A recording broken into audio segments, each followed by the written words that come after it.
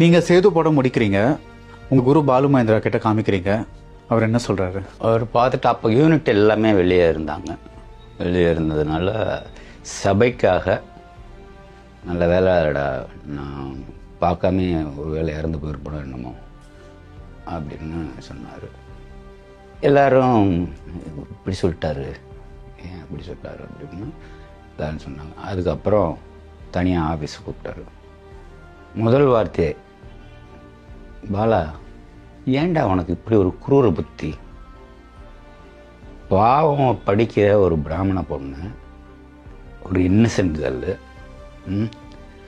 அவளை அதே காலேஜுக்குள்ளே ஒரு ரவுடி பையில வச்சுட்டு அந்த ரவுடி பை மூலமாக அந்த பொண்ணை லவ் பண்ண மிரட்டி லவ் பண்ண வச்சு அப்புறம் ஏதோ ஆக்சிடெண்ட்டில் அவன் ஏதோ ஒன்று ஆகி அந்த பொண்ணோட வாழ்க்கையை இருந்துச்சா. அவள் அந்த பொண்ணுக்கு ஏற்கனவே ஒரு முறைப்பையும் ஒருத்தர் இருக்கேன். அப்படி ஒன்று இருக்கிற போது அதை வாழ வைக்கிறது தானடா சரி. இப்போ அவனும் தான் வாழ்க்கையும் கெடுத்து, அந்த பொண்ணு வாழ்க்கையும் கெடுத்து, அந்த இன்னொருத்தனோட வாழ்க்கையும் கெடுத்து, கடைசியில் திரும்ப பைத்தியக்காரனாவே கொண்டு போய் சேர்க்குறியே. எப்படி இவனுக்கு இப்படியெல்லாம் குரூரமாக சிந்திக்க வருது? அந்த பெண் கதாபாத்திரம் ஹீரோயின் நீ பெத்த புள்ள, நீயே கழுத்தை நெரிச்சு ஏன் இப்படி நடந்துக்கிற அப்படின்னு சொல்லி ரொம்ப ஹார்ஷாக பேசினார். நான் என்ன பதில் சொல்லணும்? நான் உங்கள் அளவுக்கு மென்மையானவன் இல்லை. எனக்கு இப்படி தான் தோணுது. எனக்கு தெரிஞ்சது தானே நான் பண்ண முடியும். உங்களை மாதிரியே நான் பண்ணிட்டேன்னா, உங்களை மாதிரியே பண்ணுறதுக்கு தான் நீங்கள் இருக்கீங்களே, நான் எதுக்கு அப்படின்னு ஒன்று.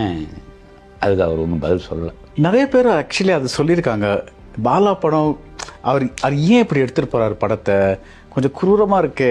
நீங்கள் சொன்ன அதே வார்த்தை தான். உங்கள் வாழ்க்கையில் நடந்த ஏதாவது சம்பவங்கள் இல்லை ஏதாவது நினைவுகள் நீங்கள் உங்களுக்கு இதனால தான் என் படங்களை நான் இப்படி இந்த மாதிரி இருக்குது அப்படின்னு யோசிக்க வச்சிருக்கா? சினிமாவுக்கு வர்றதுக்கு முன்னாடி பார்த்தது, சினிமாவுக்கு வந்ததுக்கு அப்புறம் பார்த்தது, என்னமோ என் கண்ணில் தவறுகள் மட்டும்தான் தென்படுது. அதை கேட்கணும்னு தோணுது.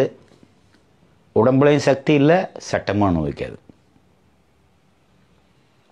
உலகத்தில் நல்லதும் நடக்குது, கெட்டதும் நடக்குது. ஆனால் நீங்கள் என்ன சொல்கிறீங்கன்னா, அந்த தவறுகள் மட்டும் தெரியுதுன்னு சொல்கிறீங்க. அந்த நல்லதுகள் நடக்கிறது உங்களுக்கு தெரியறது இல்லையா? அது பார்க்க ரசிக்கிற மாதிரி இருக்குது, கேட்குறதுக்கு கண்கலங்கிற மாதிரி இருக்குது. கேட்டாலோ பார்த்தாலோ கண்கிற மாதிரி உணர்ச்சி வசப்பட்டு சில சமயங்களில் அழக்கூட செஞ்சிடுறேன். ஆனால் இதை பார்த்து நம்ம அழுதுட்டு போனோம்னா அது நியாயமே இல்லையே. ஒரு குரூரத்தை பார்த்து அழுதுட்டு போனோம்னா நியாயமே இல்லையே. நம்மளால் ஆனதை ஏதாவது ஒன்று செய்யணும் இல்லையா? நம்மக்கிட்ட ஒரு மீடியா இருக்குது, அந்த மீடியா மூலமாக ஏதாவது ஒன்று செய்யணும்ல, அதான கடமை அப்படின்னு என்னோட பாயிண்ட் ஆஃப் வியூ.